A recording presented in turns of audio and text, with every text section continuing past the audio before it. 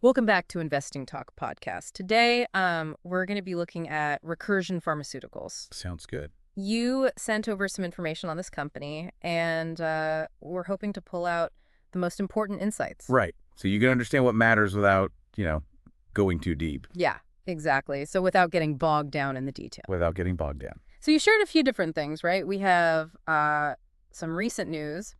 Looks like a pretty detailed due diligence report Uh-huh. and kind of just a general overview of the company. Yeah, we'll try to make sense of it all. So All these different sources. yeah, a lot of information to get through, but we'll try to synthesize it, point out the big takeaways, Yeah, maybe what it means for investors. exactly. What are the key things investors should be paying attention to?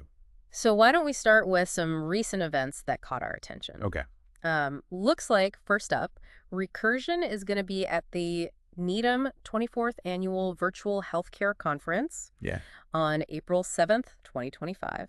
This is a big deal, I think, for biotech companies. This is an opportunity for Recursion to give updates to investors and analysts, potential partners, about, their progress, strategic direction. Yeah, I mean, that makes sense, right? It's kind of a chance for them to lay out their vision, I guess, highlight what they've been up to. Exactly. Anything we should be looking out for with these kinds of conferences. Yeah, you definitely want to keep an eye out for any summaries that come out of that or news, because it's often a good kind of preview of what their priorities are over the next few months or quarters. Gotcha.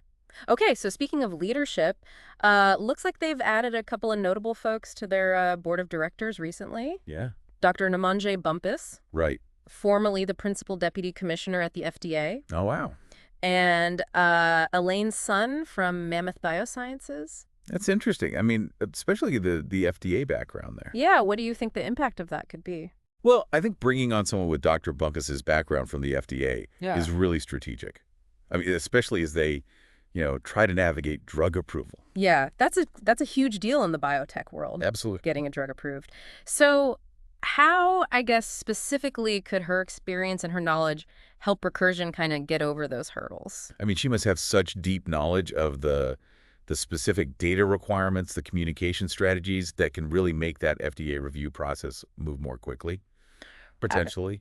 So that could save the company a lot of time, a lot of resources. I mean, it's not just knowing the rules, right? It's almost like knowing the people, the personalities, maybe anticipating questions before they come up. Yeah. Like, what are the things they're going to be focusing on? What are they going to be worried about? Right. And also, Elaine Sun's background at Mammoth Biosciences probably brings a lot of valuable financial and operational experience to the board too, Right. which is always good. Okay, so let's move on and talk about how they're doing financially. So they released their full year 2024 results in February of 2025. Yeah. And kind of the top line is revenue growth compared to the previous year, Right. but with a little bit of a decrease in the fourth quarter. Right. What do you make of that? So, I mean, overall, it's a positive trend. You're looking at $58.8 million in revenue for 2024, up from $44.6 million in 2023. And actually, the forecasted annual growth rate for the next 2 years look really good. Okay. But that dip in Q4 2024 revenue compared to the fourth quarter of 2023, I think that's something to dig into a little bit deeper. Right. It could be because of, when payments are coming in from partnerships or what stage their different development programs are at. Gotcha. Doesn't necessarily mean something bad's happening, but I think investors would probably want some more information on that. Yeah, makes sense. And then they also have a pretty good cash position, it looks like. Yeah. Around $603 million at the end of 2024. And they expect that to last them into 2027. It's a big advantage for a company that invests so much in research and development. Yeah, that's the name of the game in biotech, right? It's research and development. Yeah, I mean, in biotech, you have to have cash, right? It gives them the flexibility to fund all the stuff they're doing, advance their clinical trials, maybe look into new collaborations. And it means they don't have to immediately worry about raising more capital, which can be a big distraction. Yeah, makes sense. But we should point out that they did report a significant net loss for 2024. Right. Which I guess isn't unusual for a company in this stage of development. No, that's pretty common for biotech companies, especially when they're putting so much money into R&D. So let's talk about how they're using that money, specifically in their clinical trials. Looks like they're making some progress with some of their drug candidates. Yeah, this is a big one to watch. I mean, the positive 12-month data from their phase 2 Sycamore trial for RACE-994 in cerebral cavernous malformations is a good sign, That's that great. suggests the drug might be doing what it's supposed to for that condition. And then they also got the okay to start clinical trials for 2 new oncology drugs. Wow, that's pretty significant. Yeah. And, oncology is a huge area of unmet medical need. Right, right. So that's another good step forward for them. I mean, the results of these trials are going to be really key. Yeah, they are. I mean, it really gets to the core of what a biotech company does, right? I Yeah. mean, they have a drug, it goes through trials, and then hopefully they bring it to market. Yeah, that's the whole point of all this. Right, exactly. Okay. One of the more interesting recent developments, I think, is this merger with Exscientia, Right. and they're both working on AI-driven drug discovery. Yeah. So what do you think is the strategy behind that? So this merger is really interesting because, I mean, Exscientia also uses AI in drug development. Yeah. So this isn't just about getting bigger. It's about this synergy. By putting together their technology, their expertise, Recursion is probably trying to do a few things. One, I think they're trying to get better at precision medicine, which basically means tailoring treatments to each patient's specific needs. Right. And two, I think they're trying to make their AI-driven drug discovery platform even better. And this could make them a major player in this whole tech bio sector. Yeah. Where technology and biology are really coming together to change healthcare. So moving away from a one-size-fits-all approach to treatment. Exactly. Right. And then this tech bio sector, it sounds like a pretty key area for growth. Yeah, absolutely. Speaking of growth and the market, where does Recursion's stock price stand right now with all this going on? Right now, it's around $4.24 as of early April 2025. But, biotech stocks, particularly those that are still in clinical development, they can be really volatile. Sure. News about their trials, partnerships, even just general market trends, it can all affect the stock price. Makes sense. You mentioned the tech bio sector before. Yeah. Could you maybe expand on how Recursion's approach kind of fits in with what we're seeing in that space? So Recursion is really all about applying AI and machine learning to a massive biological data set Okay. to find and develop new drugs. And that's really at the heart of this whole tech bio trend. The idea is that by using these computational tools, they can find drug candidates. They can understand diseases in ways that you couldn't do with just, traditional lab work. Right. This approach is really gaining traction because it could make the whole drug development process faster, and hopefully lead to better, more targeted therapies. That makes sense. It's like using data and computing power to revolutionize drug discovery. Okay. But even with all this potential for innovation and growth, what are some of the risks that investors should be aware of with Recursion? So there are definitely risks, especially because they're still in the development stage. Yeah. The biggest one is, will their drugs get approved? Even if a drug looks promising in early trials, it can fail later on or not get approved by the FDA. Right. And then you have the costs. R&D is really expensive, so they are losing money right now. Now, they do have a lot of cash, which gives them some security, but they need to develop successful drugs and eventually become profitable. So let's dig into the financials a little bit more. We talked about revenue growth, a good cash balance, but what are some other financial metrics we should pay attention to? Yeah, so the revenue growth is great, but the fact that they're still reporting a pretty significant net loss, along with negative earnings per share and free cash flow, it shows just how much they're investing in their business. Right.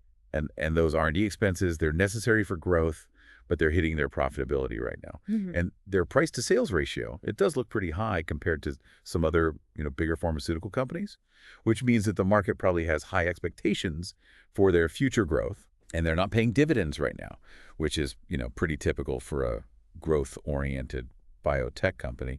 They're taking that money and putting it back into the business to try to grow even more. So it's a typical financial profile for a company in this stage, I guess. Yeah, you could say that. High growth, high investment. So who else is out there doing this AI-driven drug discovery stuff? It's not just Recursion and Exscientia, right? No, definitely not. It's a competitive space. Even with the merger with Exscientia, you have other companies like Tempus, Okay. and then, a lot of the more traditional biotech and pharmaceutical companies are starting to use AI more and more in their research. Right. What Recursion really has going for them is this really strong AI platform and the data they're generating from it. Right. And the merger, combines their strengths, gives them more data, different AI approaches. And what about the leadership team behind Recursion? We talked about the new board members, but what about management and governance overall? Well, bringing on people like Dr. Bumpus and Elaine Sun, with their experience in regulation and finance, it seems like they're really focused on, getting through the regulatory hurdles and managing their money well. Yeah. That's a good sign for investors. And their CEO, Dr. Chris Gibson, he's been there since the beginning. He's really been the one pushing their technology and vision forward. Okay, so investors often look at stock valuation metrics to kind of see where a company stands. Right. What are some of those metrics telling us about Recursion? Well, price-to-book ratio, which is kind of high right now, it suggests that the stock is trading at a premium compared to its book value, which is, the net value of its assets. And that often happens when the market thinks a company is going to grow a lot, especially if they have valuable intellectual property, like potentially groundbreaking technology. Right. And then the beta, which is around 0.8, it means that the stock price doesn't swing as wildly as the overall market. Yeah. But, we have seen some pretty big price movements lately. Yeah, it's been up and down. Our sources show some pretty notable ups and downs just within the past month. Right. It went up a lot in mid-February and then down later in the month and then into March. Yeah. It just shows you how sensitive it is to news, especially about their clinical trials and financial results. So what's the overall sentiment among analysts who are covering Recursion? Sounds like there might be a range of opinions. Yeah, so we don't have specifics on what each analyst is saying, but Okay. it does say there are mixed views. And some analysts have been changing their price targets, Okay. which, not surprising with biotech. There's a lot of uncertainty. Right. They're probably weighing, the cool technology and the promising data against the fact that they're still losing money and, drug development is just inherently risky. Right. So to kind of sum up everything we've talked about, what are the big takeaways for our listeners? What should they really focus on? I think the biggest thing is their AI platform. That's really what could make them successful in the long run. Right. And then you have the progress they're making in their clinical trials, especially REC-994 and REC-617. Okay. Those are the ones to watch to see if their platform can really deliver. And they have that strong cash position, which is really important. Right. And, you can't forget about that merger with Exscientia. That could be a game changer in the tech bio world. So looking ahead, what are some of the big things that could affect how Recursion does? What should we be keeping an eye out for? The results from their ongoing trials are going to be huge. Yeah. If those are positive, it could really boost investor confidence and, any new partnerships or collaborations, especially with some of the bigger pharmaceutical companies, that would be a good sign. It could mean more money and expertise for them. But, the big challenges they face are still becoming profitable and getting their drugs approved. So just to wrap things up, Recursion Pharmaceuticals, it's a really interesting company. They're kind of at the crossroads of biotech and technology. They're making progress in key areas like clinical trials. They've brought in new expertise with these board appointments and the merger. But like a lot of biotech companies in this stage, they are losing money right now. Yeah. And their future success really depends on getting positive results from their trials and getting those regulatory approvals. The good news is they have a solid cash position that will allow them to keep doing their research and development. Right. I mean, it's a company with a lot of potential, but there's definitely some risk. Yeah, definitely one to watch. And especially keep an eye out for news from that investor conference and the data from their trials. Exactly. So we hope this has helped to make Recursion Pharmaceuticals a little bit clearer for you. But just remember, this is for informational purposes only. It's not investment advice. Always do your own research before investing in anything. If you found this discussion helpful, please subscribe to the podcast, give us a like, and leave a comment with any other questions you might have. We always love hearing from you. Absolutely. Thanks for listening.